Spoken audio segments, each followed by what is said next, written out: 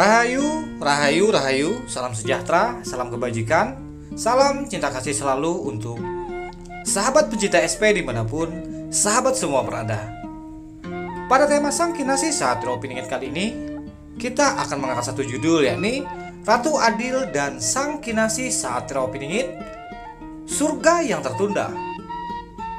Berbicara tentang surga, tentunya kita akan berbicara tentang hal yang enak-enak, yang sedap-sedap, yang mantap-mantap, yang pokoknya yang yes ataupun yang yes lah, pokoknya begitu.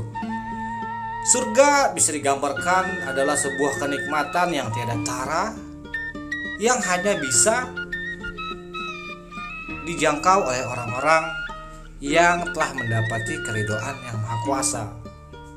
Mengapa pada video kali ini kita mengaitkan sosok Sang Ratu Adil dan Sang Kinasih saat Opiningit dengan cerita surga yang tertunda? Bahkan apa hubungannya dengan alam bumi Nusantara kita tercinta? Wahai sahabatku semua, berbicara tentang surga, kita berbicara sebuah anugerah. Anugerah di mana orang-orang berlomba-lomba untuk mendapatkan surga, berlomba-lomba mengharapkan untuk bisa meraih surga. Begitu pula sosok kehadiran Sang Kinasih saat Opiningit dan sosok Sang Ratu Adil. Beliau adalah sebuah anugerah ataupun cahaya yang diutus oleh Yang Maha Kuasa dari keredoannya ke alam bumi semesta, di mana sosok Sang Kinasih saat Opiningit dan sosok Sang Ratu Adil ini menjelma menjadi wujud manusia dan nantinya akan membawa peradaban manusia menuju mercusuar dunia.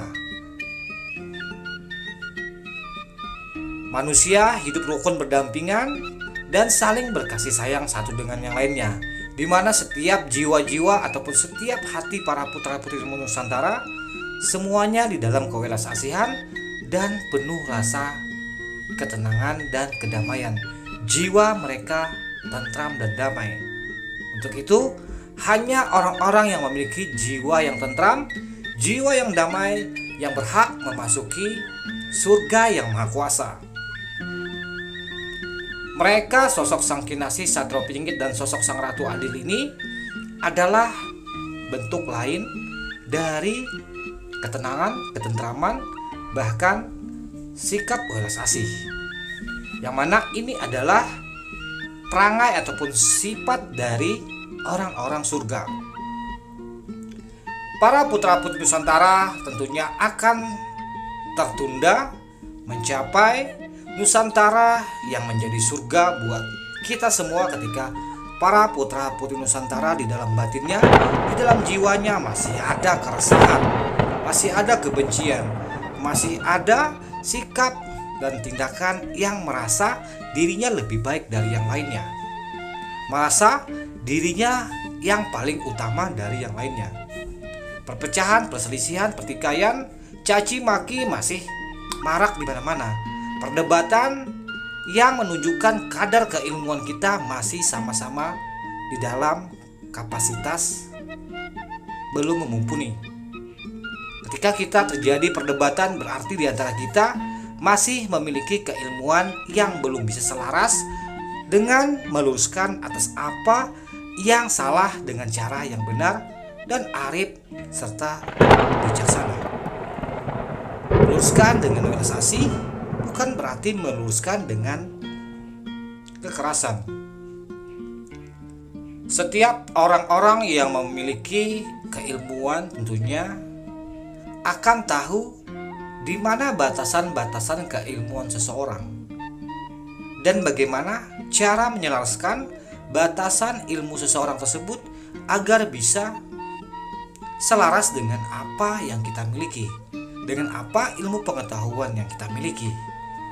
Untuk itu, dari sanalah nantinya sumber kesadaran, sumber pencerahan akan sedikit demi sedikit terbentuk di jiwa putra-putri Nusantara, di mana ketika jiwa-jiwa putra-putri Nusantara telah mendapati kesadaran diri dan patutlah mereka menjadi penduduk penghuni surga. yang dalam jiwanya penuh ketentraman dan kedamaian. Tidak ada lagi sifat ataupun niatan untuk saling bermusuhan satu dengan yang lainnya. Berbicara tentang surga, tentunya begitu banyak setiap individu memahami, memaknai arti dari surga yang mereka pahami, tergantung kadar keilmuan masing-masing. Ada yang mengatakan surga itu ada di bawah telapak kaki ibu. Ada yang mengatakan surga itu ada di atas kayangan. Dan ada juga yang mengatakan surga itu ada di bawah selangkangan. Tentunya semua orang memiliki pengetahuannya masing-masing, memiliki kebijaksanaannya masing-masing. Yang jelas, surga yang kita ceritakan sini adalah surga bumi Nusantara, di mana di alam Nusantara kita ini telah terhampar beraneka ragam kekayaan yang terkandung di dalamnya. Ditambah lagi, orang-orang di Nusantara itu selain ramah, sopan santun, welas asih, mereka memiliki budi pekerti yang terpuji. Sehingga layaklah bumi Nusantara kita ini dikatakan bumi surga, di mana ketika orang-orang telah mendapati kedamaian di dalam jiwanya, mampu berdamai dengan dirinya sendiri dan tidak memusuhi saudara-saudaranya yang lain, setiap pribadi, setiap individu telah kembali pada kesadaran diri, telah kembali pada pencerahan. Di sanalah mereka akan layak menjadi penghuni bumi Nusantara yang penuh kedamaian.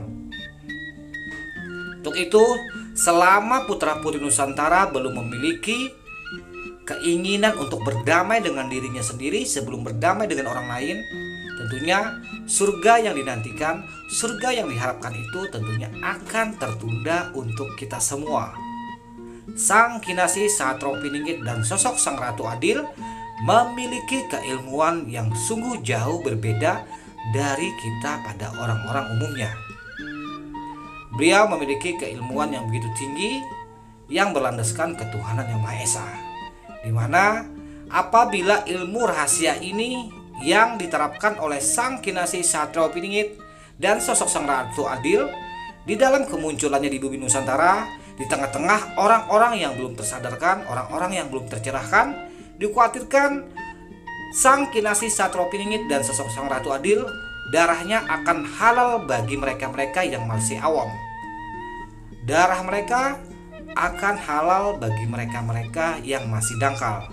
Untuk itu, mengapa Sang Kinasih Satropiningit lebih suka tersembunyi di dalam perjuangannya? Begitu pula sosok Sang Ratu Adil. Salam santun, salam rahayu, salam kebajikan, salam cinta kasih selalu.